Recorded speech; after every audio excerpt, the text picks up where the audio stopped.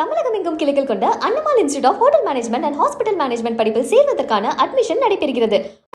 கோவையில் கடந்த 7ஆம் தேதி திமுக பேனர் அருகில் அதிமுகவின் பேனர் வைக்கப்பட்டதால் காவல்துறை உதவி ஆய்வாளர் அஜய் சர்மா என்பவருடன் கோவை மாவட்ட திமுக துணை செயலாளர் கோட்டை அப்பாஸ் வாக்குவாதத்தில் ஈடுபட்ட நிலையில் அவர் மீது வழக்கு பதிவு செய்யப்பட்டுள்ளது.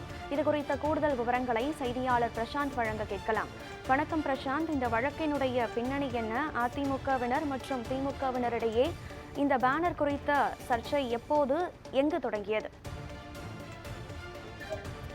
கனகதரா, கடந்த 7ஆம் தேதி அதிமுக பொதுச் செயலாளர் எடப்பாடி பழனிசாமி தமிழகத்தை மீட்போம் என்ற ஒரு பிரச்சாரத்தை கோவையிலிருந்து துவங்கினார். குறிப்பாக இந்த பிரச்சாரத்தின் போது, சுற்றுப்பயணத்தின் போது கோவை டவுனால் பகுதியில திமுகவினர் பேனர் அருகே அதிமுகவினர் பேனர் வைத்தது தொடர்பாக திமுகவினர் போராட்டத்தில் ஈடுபட்டாங்க.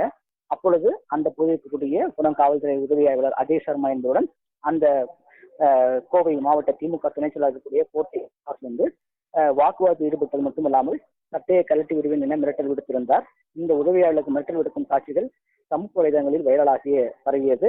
இந்நிலையில் ஒவ்வொரு பிரதான எதிர்க்கட்சிகளும் தங்களது கண்டனங்களை தெரிவித்திருந்தார்கள். ஒரு காவல்துறை மீது இது போன்ற வாதத்தை ஒரு திமுகவினர் மிரட்டல் விடுக்கும் சம்பவம் என்பது கண்டனத்துக்குரிய என்பது தொடர்பாக பல்வேறு தரப்பினரும் தங்களது கண்டனத்தை தெரிவித்திருந்தார்கள்.